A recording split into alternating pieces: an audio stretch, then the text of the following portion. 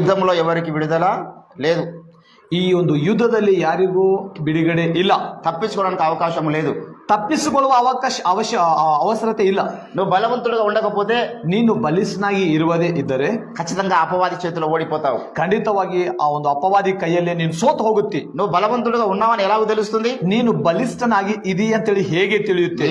నీ ప్రార్థన జీవితం మండుతుంది, ನಿನ್ನ ಪ್ರಾರ್ಥನೆಯ ಜೀವಿತ ಅದು ಉರಿಯುತ್ತಾ ಇರುತ್ತೆ, నీ విశ్వాసత మండుతుంది. ನಿನ್ನ ವಿಶ್ವಾಸ ಜೀವಿತ ಉರಿಯುತ್ತಾ ಇದೆ. Your faithfulness must be might. ನಿನ್ನ ಒಂದು ವಿಶ್ವಾಸದ ಜೀವಿತ ಅದು ಇನ್ನೂ ಬಲಿಷ್ಠವಾಗಿರುತ್ತೆ. faithfulness be strong. ನಿನ್ನ ವಿಶ್ವಾಸದ ಜೀವಿತ ಬಲವಾಗಿರಬೇಕು. నువ్వు ప్రార్థనలో ఏమి ఉన్నట్లయితే, ನೀನು ಒಂದು ವೇಳೆ ಪ್ರಾರ್ಥನೆಯಲ್ಲಿ ಕಡಿಬಿರುವುದಾದರೆ, నీలో సేవకుల పట్ల విధేయత లేకపోతే, ಸೇವಕರ ನಿಮಿತ್ತವಾಗಿ ನಿನ್ನ ವಿಧೇಯತೆ ಇಲ್ಲ ಅಂದ್ರೆ, వాక్యం చదవడానికి అవకాశం లేకపోతే, ವಾಕ್ಯ ಓದುವುದಕ್ಕೆ ಅವಕಾಶ ಇಲ್ಲದಿದ್ದರೆ, ఆదివారం చర్చికి రావడానికి అవకాశం లేకపోతే, ಭಾನುವಾರ ದೇವರ ಆಲಯಕ್ಕೆ ಬರೋದಕ್ಕೆ ಸಮಯವಿಲ್ಲದಿದ್ದರೆ, కష్టార్జితంలో దశంభాగం ఇవ్వడం చేత కాకపోతే, ಇರುವ ದಶಮ ಭಾಗದಲ್ಲಿ ನಿನಗೆ ಕೂಡುವಂತ ಸ್ಥಿತಿ ಇಲ್ಲದಿದ್ದರೆ, నువ్వు గమనించు, ನೀನು ಒಂದು ವೇಳೆ ಗಮನಿಸು, నువ్వు బలవంతంగా లేవు, ನೀನು ಬಲಿಷ್ಠನಾಗಿ ಇಲ್ಲ, నువ్వు బలహీన పడిపోయినావు, ನೀನು ಬಲಹೀನನಾಗಿ ಇದಿ. నువ్వు మెల్లమెల్లగా లోకంలో కలిసిపోతావు, ನೀನು ಸ್ವಲ್ಪ ಲೋಕದ ಕಡೆ ಹೋಗ್ತಾ, మెల్లమెల్లగా నువ్వు వ్యభిచారంలో పడిపోతావు, ಸ್ವಲ್ಪ ನೀನು ವ್ಯಭಿಚಾರದಲ್ಲಿ ಬಿದ್ದು, మెల్లమెల్లగా నువ్వు త్రాగుడుకు బానిస అయిపోతావు, ಸ್ವಲ್ಪ ಕುಡುಕುತನಕ್ಕೆ ನೀನು ಹೋಗುತ್ತೆ, చివరికి దేవుడే లేడంటావు, ಆ ಕೊನೆಗೆ ದೇವರೇ ಇಲ್ಲ ಅಂತ ನೀನು ಹೇಳುತ್ತೆ. నువ్వు బలవంతంగా లేకపోతే ఘోర నష్టం కలగబోతుంది. ನೀನು ಬಲಿಷ್ಠನಾಗಿ ಇಲ್ಲದಿದ್ದರೆ ನಿನಗೆ ಬಹಳ ಘೋರ ನಷ್ಟವಿದೆ. దట్స్ వై ಅದಕ್ಕಾಗಿ మీరు బలవంతులై ఉండండి. ನೀವು ಬಲಿಷ್ಠರಾಗಿ ಇರಿ. ఈ రోజు మనం యుద్ధం చేస్తున్నటువంటి వ్యక్తి, ಇವತ್ತು ನಾವು ಯುದ್ಧ ಮಾಡ್ತಿರುವಂತ ಆ ವ್ಯಕ್ತಿ బలవంతుడై ఉన్నాడు. ಅವನು ಬಲಿಷ್ಠನಾಗಿದ್ದಾನೆ. వాడిని ఎదుర్కోవడానికి కూడా మనం బలవంతులమై ఉండాలి. ಅವನ ಜೊತೆ ನಾವನ್ನು ಎದುರಿಸುವುದಕ್ಕಾಗಿ ಬಲಿಷ್ಠರಾಗಿರ್ಬೇಕು.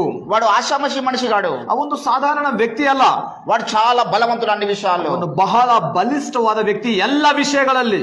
సొలొమోను లాంటి జ్ఞానవంతుల్ని ఏ రీతిగా పాపంలో పడేయాలని ఎరిగిన వాడు. ನಿಮ್ಮೆಲ್ಲರಿಗೂ ಗೊತ್ತು, ಸೊಲೊಮೋನನು ಎಷ್ಟೋ ದೊಡ್ಡ ಜ್ಞಾನಿ, ಅವನನ್ನು ಸೈತಾನನು ಪಾಪದಲ್ಲಿ ಹಾಕಿದ ನಿಮ್ಗೆ ಗೊತ್ತು. దావీదు లాంటి దీర్ఘదర్శుల్ని ఎలాగో పాపంలో పడేయాలో తెలిసిన వాడు. ದಾವೀದನ ಅಂತ ದೀರ್ಘದರ್ಶಿ ಆಗಿರುವಂತ ಭಕ್ತನನ್ನು ಯಾವ ರೀತಿ ಪಾಪದಲ್ಲಿ ಹಾಕ್ಬೇಕು ಅವನಿಗೆ ಗೊತ್ತಿದೆ. సంసోను లాంటి బలవంతుల్ని ఏ రీతిగా పాపంలో పడేయాలో ఎరిగిన వాడు. ಸೊಲೊಮೋನ್ ಅಂತ ಬಲಿಷ್ಠನಾಗಿರುವ ವ್ಯಕ್ತಿಯನ್ನು ಹೇಗೆ ಪಾಪದಲ್ಲಿ ಹಾಕಿದ್ರೆ ನಿಮ್ಗೆ ಗೊತ್ತು. సౌలు లాంటి అభిషిక్తుల్ని ఏ రీతిగా బోల్త కొట్టించాలని ఎరిగిన వాడు. ಸೌಲನ ಅಭಿಷಿಕ್ತನಾಗಿರುವಂತ ಸೌಲನ ಅಂತ ವ್ಯಕ್ತಿಗಳನ್ನು ಯಾವ ರೀತಿ ಅವನು ಕೇಳಿ ಹಾಕ್ಬೇಕು ಅವನಿಗೆ ಗೊತ್ತಿದೆ. వారి భక్తి ముందు మన భక్తి చాలా చిన్నది. ಅವರ ಭಕ್ತಿಯ ಮುಂದೆ ನಮ್ಮ ಭಕ್ತಿ ಬಹಳ ಚಿಕ್ಕದು. They were watching Jesus every day face to face. ಅವರು ದೇವರನ್ನು ಪ್ರತಿದಿನ ನೋಡ್ತಾ ಇದ್ದಾರೆ ಮುಖಾಮುಖಿಯಾಗಿ. They were talk with Jesus every day as like friend. ಅವರು ದೇವರ ಜೊತೆ ಸ್ನೇಹಿತನ ಹಾಗೆ ಮಾತಾಡ್ತಾ ಇದ್ದಾರೆ ಪ್ರತಿದಿನ. అటువంటి వారిని వాడు పాపంలో పడేయగలిగినాడు. ಅಂತ ದೊಡ್ಡ ಭಕ್ತರನ್ನೇ ಅವನು ಪಾಪದಲ್ಲಿ ಹಾಕಿದಾನೆ. నీవు నేను ఎంతటి వాళ్ళం? ನೀನು ನಾನು ಎಷ್ಟು ಪ್ರಿಯರೇ. బలవంతులుగా మనం లేకపోతే, ಬಲಿಷ್ಠರಾಗಿ ನಾವು ಒಂದ್ ವೇಳೆ ಇಲ್ಲ ಅಂತಂದ್ರೆ, అవతల ఉన్న బలవంతుని మనము బంధించలేము. ನಮ್ಮ ಮುಂದೆ ಇರುವಂತ ಆ ಬಲಿಷ್ಠನನ್ನು ನಾವು ಬಂಧಿಸುವುದಕ್ಕೆ ಆಗುವುದಿಲ್ಲ. ఇక్కడ యేసుప్రభు అంటున్నాడు, ಯೇಸು ಸ್ವಾಮಿ ಅವರು ಹೇಳ್ತಾ ಇದ್ದಾರೆ, మొదట బలవంతుని బంధింపని ఎడల. ಮತ್ತೆ ನೋಡ್ತಾ ಇದ್ದೇವೆ, ಮೊದಲು ನಾವು ಆ ಬಲಿಷ್ಠನನ್ನು ನಾವು ಬಂಧಿಸಬೇಕು. వాడిని బంధిస్తేనే గానీ వాని దగ్గర ఉన్నటువంటిది మనం దోచుకోలేము. ಅವನನ್ನು ನಾವು ಬಂಧಿಸದೇ ಇರುವುದಾದ್ರೆ ಅವನ ಹತ್ರ ಇರುವಂತದನ್ನು ನಾವು ತಗೊಳ್ಳಕ್ಕೆ ಬರುವುದಿಲ್ಲ. ఈ రోజు దేవుని బిడ్డలారా, ಇವತ್ತ ಪ್ರಿಯ ದೈವ ಜನರೇ, ఈ ప్రాంతంలో సాతాను అనేకుల్ని బంధించినాడు. ಈ ಪ್ರಾಂತದಲ್ಲಿ ಸೈತಾನನು ಅನೇಕರನ್ನು ಬಂಧಿಸಿದ್ದಾನೆ. ఈ రోజు మనం ఇక్కడ చేస్తున్న ప్రార్థన ఏమిటంటే, ಇವತ್ತು ನಾವು ಈ ಸ್ಥಳದಲ್ಲಿ ಮಾಡ್ತಿರುವ ಪ್ರಾರ್ಥನೆ ಏನಂದ್ರೆ, ఆ బంధకాలు తెంచివేయడానికి కాదు మనం వచ్చింది. ಆ ಬಂಧನೆಗಳನ್ನ ನಾವು ಬಿಚ್ಚುವುದಕ್ಕೆ ಬಂದಿಲ್ಲ. ఆ బంధకాలు త్రెంచి వేసుకుంటూ వెళ్ళడానికి ప్రయత్నం చేసినాం అనుకో, ಆ ಬಂಧನೆಗಳು ನಾವು ಬಿಚ್చుಕೊಳ್ತಾ ಹೋಗ್ಲಿಕ್ಕೆ ಪ್ರಯತ್ನ ಮಾಡಿದ್ವಿ ಅನ್ಕೊಳ್ರಿ, కొంతమందికి వ్యభిచారంలో బంధించి ఉండవచ్చు, ಆ ಕೆಲವರನ್ನು ವ್ಯಭಿಚಾರದಲ್ಲಿ ಬಂಧಿಸಬಹುದು, కొంతమందికి త్రావుడుకు బంధించి ఉండవచ్చు, ಕೆಲವರು ಕುಡುಕುತನಕ್ಕೆ ಬಂದಿ ಆಗಿರಬಹುದು, కొంతమందికి దొంగతనాలు చేయడానికి బంధించి ఉండవచ్చు, ಕೆಲವರನ್ನು ಕಳ್ಳತನ ಮಾಡೋದಕ್ಕೆ ಬಂಧಿಸಿರಬಹುದು, కొంతమందిని కుటుంబ బంధాల్లో బంధించి ఉండవచ్చు, ಆ ಕೆಲವರನ್ನು ಕುಟುಂಬದ ಬಾಂಧವ್ಯದಲ್ಲಿ ಬಂಧಿಸಿರಬಹುದು. వాడి బంధకాలన్నీ పని చేస్తున్నాయి. ಅವನ ಬಂಧನೆಗಳು ಕೆಲಸ ಮಾಡ್ತಾ ಇದೆ. ఈ బంధకాలు త్రెంచడము దేవుని చిత్తమే. ಈ ಬಂಧನೆಗಳು ಬಿಚ್ಚುವುದು ದೇವರ ಚಿತ್ತವೇ. ఆ బంధకాలు త్రెంచివేయాలి. ಆ ಬಂಧನೆಗಳು ಬಿಚ್ಚಿ ಹಾಕ್ಬೇಕು. అంతకన్నా విలువైన పని ఏంటంటే, ಅದರಕ್ಕಿಂತ ಇನ್ನ ಪ್ರಾಮುಖ್ಯವಾದ ಕೆಲಸ ಏನಂದ್ರೆ, వాడిని మనం బంధిస్తే అయిపోతుంది. ನಾವು ಅವನನ್ನೇ ನಾವು ಬಂಧಿಸಿದರೆ ಆಗಿ ಹೋಗುತ್ತೆ. వాడిని బంధించేస్తే ఈ బంధకాలన్నీ తెగిపోతాయి. ಅವನು ನಾವು ಬಂಧಿಸುವಾಗ ಈ ಎಲ್ಲ ಬಂಧನಗಳಿಂದ ಬಿಡುಗಡೆ ಆಗುತ್ತೆ. వాడిని బంధిస్తే అందరి కన్నులు వెలిగించబడతాయి. ಅವನನ್ನು ನಾವು ಬಂಧಿಸುವುದಾದ್ರೆ ಎಲ್ಲರ ಆತ್ಮಿಕವಾದ ಕಣ್ಣುಗಳು ತೆರೆಯಲ್ಪಡುತ್ತೆ. ఆ కారణాన్ని బట్టి మనం మొదట వాడిని బంధించాలి. ಅದರ ನಿಮಿತ್ತವಾಗಿ ಮೊದಲು ನಾವು ಅವನನ್ನೇ ಬಂಧಿಸಬೇಕು. వాదిని బంధించడం అనేది ಆ ಸೈತಾನನ್ನು ಬಂಧಿಸುವ ಬಂಧಿಸುವುದಂತಂದ್ರೆ మన బిదర్లో ఒక దొంగతనం జరిగింది. ಬೀದರಲ್ಲಿ ಒಂದು ವಿಷಯ ನೋಡುತ್ತೇವೆ. ఒక ఏటీఎం లో డబ్బులు పెడుతున్న సమయంలో ಒಂದು ATM ಅಲ್ಲಿ ಹಣ ಇಡ್ತಿರುವಾಗ ఇద్దరు దొంగలు వచ్చి ಇಬ್ಬರು ಕಳ್ಳರು ಬಂದು ఆ డబ్బులు పెడుతున్న వారికి షూట్ చేసి ಆ ಹಣ ಇಡುತ್ತಿರುವಂತಹ ಇಬ್ಬರು ವ್ಯಕ್ತಿಗಳನ್ನು ಶೂಟ್ ಮಾಡಿ ఆ 80 లక్షల డబ్బులు ఎత్తుకుని వెళ్ళిపోతున్నారు. ಅಲ್ಲಿ ಇರುವಂತಹ ಎಲ್ಲ 80ಕ್ಕಿಂತ ಹೆಚ್ಚು ಲಕ್ಷಗಳನ್ನು ಎತ್ಕೊಂಡು ಹೋಗಿದ್ದಾರೆ. వారిని పట్టుకోవడానికి, ಅವರನ್ನು ಹಿಡ್ಕೊಳ್ಳೋದಕ್ಕಾಗಿ, వారిని బంధించడానికి ಅವರನ್ನು ಬಂಧಿಸೋದಕ್ಕಾಗಿ గవర్నమెంట్ ఒక మంచి ప్రణాళిక రచించింది. ಗವರ್ನಮೆಂಟ್ ಅವರು ಒಂದು ಒಳ್ಳೆ ಪ್ರಣಾಳಿಕೆ ಮಾಡಿದ್ದಾರೆ. వారిని ఫాలో అవుతున్నారు. ಅವರನ್ನು ಹಿಂಬಾಲಿಸ್ತಾ ಇದ್ದಾರೆ. చివరికి వారిని పట్టుకొని బంధించినారు. ಆ ಕೊನೆಗೆ ಅವರನ್ನು ಹಿಡಿದುಕೊಂಡು ಬಂಧಿಸಿದ್ದಾರೆ. అపవాది మన కంటికి కనిపించడు. ಆ ಸೈತಾನ್ ನಮ್ಮ ಕಣ್ಣಿಗೆ ಕಾಣಿಸುವುದಿಲ್ಲ. ఈ లోకంలో దొంగలు, వ్యభిచారులు, మాంత్రికులు కనబడతారు కంటికి. ಲೋಕದಲ್ಲಿರುವ ಕಳ್ಳರು, ವಿಚಾರಿಗಳು ಕಾಣಿಸುತ್ತಾರೆ. అపవాది కంటికి కనిపించడు.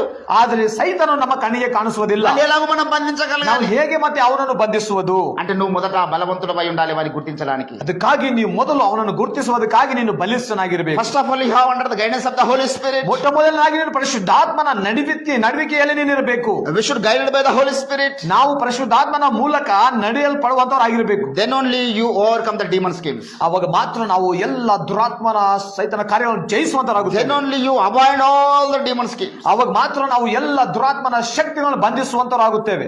Jesus Christ was said to his disciples. Yesu Kristha ಅವರು ತನ್ನ ಶಿಷ್ಯರಿಗೆ ಹೇಳ್ತಾ ಇದ್ದಾನೆ, మొదట మీరు వారిని బంధించండి. ಮೊದಲು ನೀವು ಅವನನ್ನು ಬಂಧಿಸಿರಿ. ఏ ప్రాంతానికి మీరు వెళ్తారో, ಯಾವ ప్రాంతానికి ತಾವು ಹೋಗುತ್ತೀರೋ ఆ ప్రాంతం ఊరు బయటన ఉండి ప్రార్థన చేయాలి. ఈ గ్రామంలో, ఈ పట్టణంలో, ఈ యొక్క దేశంలో పనిచేస్తున్న చీకటి శక్తులను యేసు ప్రభు నాకు ఇచ్చిన అధికారమును బట్టి బంధిస్తున్నాను. ಯಾವ ಪ್ರಾಂತಕ್ಕೆ ನಾವು ಹೋಗುತ್ತೇವೋ ಹೋಗುವ ತಕ್ಷಣವೇ ನಾವು ಆ ಪ್ರಾಂತದಲ್ಲಿರುವ ಎಲ್ಲ ದುರಾತ್ಮ ಶಕ್ತಿಗಳನ್ನು ಯೇಸು ಕ್ರಿಸ್ತನು ಕೊಟ್ಟಿರುವ ಅಧಿಕಾರದಿಂದ ಬಂಧಿಸ್ತಾ ಇದ್ದೇನೆ. Because I have that authority to abide the demons. ಯಾಕಂದ್ರೆ ಆ ಒಂದು ಅಧಿಕಾರ ಸೈತಾನಗಳ ಮೇಲೆ ದೇವರು ನಮಗೆ ಕೊಟ್ಟಿದ್ದಾನೆ. ఈరోజు దేవుని బిడ్డలారా, ಇವತ್ತು ದೇವರ ಜನರೇ, మనము చిన్న వాళ్ళము, ನಾವು ಚಿಕ್ಕವರು, ఎక్కువ జ్ఞానం ఉన్న వాళ్ళం కాదు, ಬಹಳ ಜ್ಞಾನ ಇಲ್ಲ, ఎక్కువ బలవంతులం కాదు, ಹೆಚ್ಚಾಗಿ ಬಲ ಇಲ್ಲ ನಮ್ಮ ಹತ್ರ. But we have authority. ಆದ್ರೆ ನಮಗೊಂದು ಅಧಿಕಾರ ಇದೆ. ఒక కానిస్టేబుల్ గారు రోడ్ మీద ఉంటారు. ಒಂದು ಕಾನ್ಸ್ಟೇಬಲ್ ರೋಡ್ ಹತ್ರ ಇರ್ತಾನೆ. చాలా బక్కగా ఉంటాడు ఆయన. ಅವನು ಬಹಳ ಚಿಕ್ಕ ಸಣ್ಣ ಇರುತ್ತಾನೆ. లారీ స్పీడ్ గా వస్తే గాలి పడేటట్లు ఉంటాడు. ಬಹಳ ಲಾರಿ ಬಹಳ ಸ್ಪೀಡ್ ಬಂದರೆ ಅವನು ಬಿದ್ದು ಹೋಗುವಂತ ರೀತಿ ಇರುತ್ತಾನೆ. కానీ ಆದರೆ అంత పెద్ద లారీ అక్కడి నుంచి వస్తున్నప్పుడు, ಅಷ್ಟು ದೊಡ್ಡ ಲಾರಿ ಅಲ್ಲಿ ಬರ್ತಿರುವಾಗ, ఆయన డ్రెస్ లో ఉండి ಆತನು ಒಂದು ಆ ಡ್ರೆಸ್ ಅಲ್ಲಿ ಇರುವಾಗ ఇట్లా చేయలేపితే ఆ లారీ ఆపేయాలి అక్కడ. ಈ ರೀತಿ ಅವನು ಕೈ ಎಬ್ಬಿಸಿರುವುದಾದ್ರೆ ಲಾರಿ ನಿಲ್ಲಿಸಬೇಕು. ఎందుకు? లారీ కంటే బలవంతుడని కాదు. ಯಾಕಂತಂದ್ರೆ ಲಾರಿಗಿಂತ ಇವನು ಬಲಿಷ್ಠನಂತ ಅಲ್ಲ. ఆ లారీ ఎక్కిస్తే పచ్చడైపోతాడు. ಆ ಲಾರಿ ಮ್ಯಾಲಿಕ್ಕೆ ಏರಿಸೋದಾದ್ರೆ ಅವನು ಚಟ್ನಿ ಆಗುತ್ತಾನೆ. కానీ అంత బలవంతమైనటువంటి లారీ, ಆದ್ರೆ ಅಷ್ಟು ದೊಡ್ಡ ಬಲಿಷ್ಠದ ಲಾರಿ ఈయన చేయలేపితే ఆగిపోవాలి. ಈತನು ಕೈ ಎಬ್ಬಿಸುವುದಾದರೆ ಅದು ನಿಂತು ಹೋಗ್ಬೇಕು. Because he had authority. ಯಾಕಂದ್ರೆ ಅವನಿಗೆ ಅಧಿಕಾರ ಕೊಡಲ್ಪಟ್ಟಿದೆ.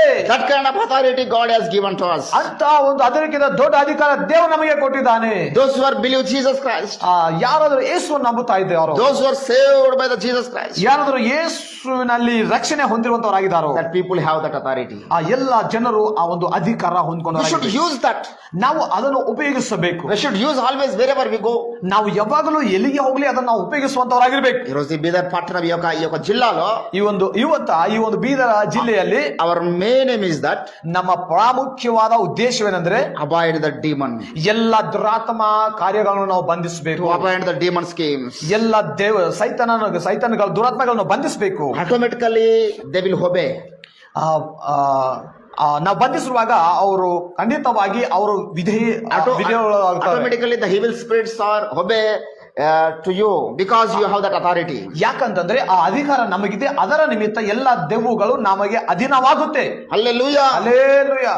ఈరోజు దేవుని బిడ్డలారా, ಇವತ್ತ ದೈವ ಜನರೇ, దేవుని సేవకులుగా మన యొక్క శక్తిని మనం గ్రహించగలుగుతాం. ದೇವರ ಸೇವಕರಾಗಿ ನಾವು ನಮ್ಮ ಶಕ್ತಿಯನ್ನು ಗ್ರಹಿಸಬೇಕು. Do we know what kind of energy do we have today? ನಮಗೆ ಗೊತ್ತಾ ಇವತ್ತು ನಾವು ಎಂತ ಶಕ್ತಿ ಇದ್ದವರಿದ್ದೇವೆ? Do we know what kind of anointing do we have today? ನಾವು ತಿಳ್ಕೊಳ್ಬೇಕು ಎಂತ ಅಭಿಷೇಕ ನಮ್ಮ ಮೇಲೆ ಇದೆ ಅಂತ ಹೇಳಿ. Do we know what kind of vision do we have today? ನಾವು ತಿಳ್ಕೊಳ್ಬೇಕು ನಮಗೆ ಇರುವಂತಹ ಒಂದು ದೃಶ್ಯ ಅಂದ್ರೆ ಭವಿಷ್ಯದಲ್ಲಿ ಇರುವಂತಹ ನಮ್ಮ ವಿಷನ್ ಗಮ್ಯ ಏನಿದೆ. We have great vision. ನಮಗೆ ಒಂದು ದೊಡ್ಡ ದರ್ಶನ ಇದೆ. We have a great aim for Jesus Christ. ನಾವು ಒಂದು ದೊಡ್ಡ ಗುರಿ ಇಚ್ಛಿದ್ದೇವೆ ಯೇಸುವಿನ ನಿಮಿತ್ತವಾಗಿ. But we can't implement that. ಆದರೆ ಅದನ್ನು ನಾವು ಆಚರಣೆಯಲ್ಲಿ ತರ್ತಾ ಇಲ್ಲ. We forget about our sense. ನಾವು ನಮ್ಮ ಒಂದು ಸೆನ್ಸ್ ಅನ್ನು ಇದನ್ನು ನಾವು ಮರ್ತು ಹೋಗಿದ್ದೇವೆ. We forget about our stamina, our ability. ನಾವು ನಮ್ಮ ಸಾಮರ್ಥ್ಯ ಬಲ ಮರ್ತು ಹೋಗಿದ್ದೇವೆ. Today we recall our strength. ನಾವು ಇವಾಗ ಮತ್ತೆ ಆ ನಾವು ಕಳ್ಕೊಂಡಿರುವಂತಹ ಅಭಿಷೇಕ ಮತ್ತೆ We should regain our power. ಮತ್ತೆ ನಾವು ಅದನ್ನು ಕೋಲ್ಕೊಂಡಿರುವಂತಹ ಬಲ ಹೊಂದಿಕೊಳ್ಳೋಣ. Hallelujah. ಹಲ್ಲೆಲೂಯಾ. దేవుని బిడ్డలారా, ಪ್ರಿಯ దైవ ಜನರೇ, యేసు ప్రభు ఇక్కడ అంటున్నాడు, ಯೇಸು ಸ್ವಾಮಿ ಇದ್ದಾನೆ. మీరు ఏ ప్రాంతానికి వెళ్తారో ನೀವು ಯಾವ ಪಟ್ಟಣಕ್ಕೆ ಹೋಗುತ್ತೀರೋ ఆ ప్రాంతంలో ఉన్న ఏ రకపు దయ్యాలైనా ಆ ప్రాంತದಲ್ಲಿರುವ ಯಾವ ರೀತಿ ದೆವ್ವಗಳಿರಲಿ మీకు లోబడతాయి. ಅವು ನಿಮಗೆ ಅಧೀನವಾಗುತ್ತವೆ. మీరు అది నమ్మగలగాలి. ಅದು ನೀವು ನಂಬಬೇಕು. ఆ దయ్యాలు మీకు లోబడే ఆ యొక్క శక్తి అధికారం నేను మీకు అనుగ్రహిస్తున్నాను. ಆ ದೆವ್ವಗಳು ತಮಗೆ ವಿಧಿಯಾಗಿರುವಂತ ಶಕ್ತಿ ಬಲನ ನಿಮಗೆ ಕೊಡ್ತಾ ಇದ್ದೇನೆ. రోజు మనం బంధిద్దామా ఈ ప్రాంతంలో ఉన్న దయ్యాలను? ಇವತ್ತು ನಾವು ಈ ಪ್ರಾಂತದಲ್ಲಿರುವ ದೆವ್ವಗಳನ್ನು ಬಂಧಿಸೋಣ. ఆ దయ్యాలను బంధించినప్పుడు ಆ ದೆವ್ವಗಳನ್ನು ನಾವು ಬಂಧಿಸಿರುವಾಗ సత్యవాక్యము ప్రబలమవుతుంది. ಸತ್ಯದ ವಾಕ್ಯ ಅದು ಇನ್ನೂ ಹೆಚ್ಚಾಗಿ ಪ್ರಬಲವಾಗುತ್ತೆ. ఒక నూతన తీర్మానం తీసుకుందాం. ಒಂದು ಹೊಸ ತೀರ್ಮಾನ ನಾವು ತಗೊಳ್ಳೋಣ. దేవుడి కొద్ది మాటలు మన వెనుకల్లో ఫలింపచేయను. ದೇವರು ಈ ಕೆಲವು ಮಾತುಗಳು ನಮ್ಮ ಆತ್ಮೀಯ ರೀತಿಯಲ್ಲಿ ಫಲ ಕೊಡುವಂತೆ ಮಾಡಲಿ. స్తోత్రములు తండ్రి. ಸ್ತೋತ್ರ ದೇವರೇ, విత్తబడ వాక్యాన్ని ఫలింపచేయండి. మేము ఇక్కడికి వచ్చిన ఉద్దేశం ఎరుగునట్లుగా మీరు కృప చూపించండి. ಬಿತ್ತಿರಲ್ಪಟ್ಟಿರುವ ವಾಕ್ಯವು ಫಲ ಕೊಡುವಂತೆ ಮಾಡು ದೇವರೇ. ನಾವು ಈ ಪ್ರಾಂತಕ್ಕೆ ದಿವಸ ಬಂದಿರುವಂತಹ ಉದ್ದೇಶವನ್ನು ದೇವರೇ ನೀವು ದೇವರಿಗೆ ಆಶೀರ್ವಾದ ಮಾಡಿ. ప్రాంతంలో ఏ రకమైన దుష్ట శక్తులు ఉన్నాయో మాకు తెలియదు. ಈ ಪ್ರಾಂತದಲ್ಲಿ ಯಾವ ರೀತಿಯ ದುಷ್ಟ ಶಕ್ತಿಗಳಿದ್ದು ನಮ್ಗೆ ಗೊತ್ತಿಲ್ಲ ದೇವರೇ. వ్యభిచారపు ఆత్మలు ఉన్నాయో మాకు తెలియదు. ವಿಚಾರದ ಆತ್ಮಗಳಿರ್ಬೋದು ದೇವರೇ. దొంగతనముల ఆత్మలు ఉన్నాయో మాకు తెలియదు. ಕಳ್ಳತನ ಮಾಡುವಂತ ಆತ್ಮಗಳಿದ್ದಿರಬಹುದು ದೇವರೇ. తిరుగుబాటు ఆత్మలు ఉన్నాయో మాకు తెలియదు. ದೇವರಿಗೆ ವಿರೋಧವಾಗಿ ಮಾಡುವ ಆದ್ರೆ ನೀನು ಗುರುತಿಸಿಕೊಳ್ಬೇಕು ಯಾವ ರೀತಿಯ ದೆವ್ವಗಳು మీరు వాటిని బంధించండి. ಆದ್ರೆ ನೀವು ಹೇಳ್ತಾ ಇದ್ದೇವೆ ಅವುಗಳನ್ನು ನೀವು ಬಂಧಿಸ್ರಿ. ಈ ಪ್ರಾಂతంలో ಸ್ವಾರ್ಥ ವಿರೋಧమైనటువంటి ಚೀಕటి ಶಕ್తులు బంధించబడును గాక. ದೇವರೇ, ಈ ಪ್ರಾಂತದಲ್ಲಿ ನೀನು ಸ್ವಾರ್ಥಕ್ಕೆ ವಿರುದ್ಧವಾಗಿ ಮಾಡ್ತಿರುವಂತ ಎಲ್ಲ ದುರಾತ್ಮ ಶಕ್ತಿಗಳು ಬಂಧಿಸಲ್ಪಡಲಿ. ಸತ್ಯ ವಿರೋಧమైన ಚೀಕటి ಶಕ್తులు బంధించబడును గాక. ಸತ್ಯಕ್ಕೆ ವಿರೋಧವಾಗಿರುವ ದುರಾತ್ಮ ಶಕ್ತಿಗಳು ಬಂಧಿಸಲ್ಪಡಲಿ. ಆತ್ಮ ಕಾರ್ಯ జరిగించండి. ಆತ್ಮದ ಕಾರ್ಯ ನಡೆಸಿರಿ ದೇವರೇ. నీ ఆత్మ కార్యం జరిగింది. ಆತ್ಮದ ಕಾರ್ಯ ನಡೆಸಿರಿ ದೇವರೇ. విత్తబడ్డ వాక్యాన్ని ఫలింపచేయండి. ಈ ಬಿತ್ತಲ್ಪಟ್ಟಿರುವ ವಾಕ್ಯ ಫಲ ಕೊಡುವಂತೆ ಮಾಡಿರಿ. మెట్టుకు ముందున్నటువంటి ప్రార్థన అంశాలలో ಮುಂದಿರುವಂತ ಪ್ರಾರ್ಥನೆ ವಿಜ್ಞಾಪನೆಗಳಲ್ಲಿ ఆత్మ కార్యం జరిగింది. ಆತ್ಮದ ಕಾರ್ಯ ನಡೆಸಿರಿ. చిత్తానుసారంగా మేము ప్రార్థించడం నేర్పించండి. ಚಿತ್ತಾನುಸಾರವಾಗಿ ನಾವು ಪ್ರಾರ್ಥನೆ ಮಾಡುವಂತ ನಮ್ಮ ನಡೆಸುತ್ತೇವೆ. యేసుక్రీస్తు నామమున ಯೇಸು ನಾಮದಲ್ಲಿ ಪ್ರಾರ್ಥಿಸ್ತಾ ಇದ್ದೇವೆ. ಆಮೆನ್. ಆಮೆನ್.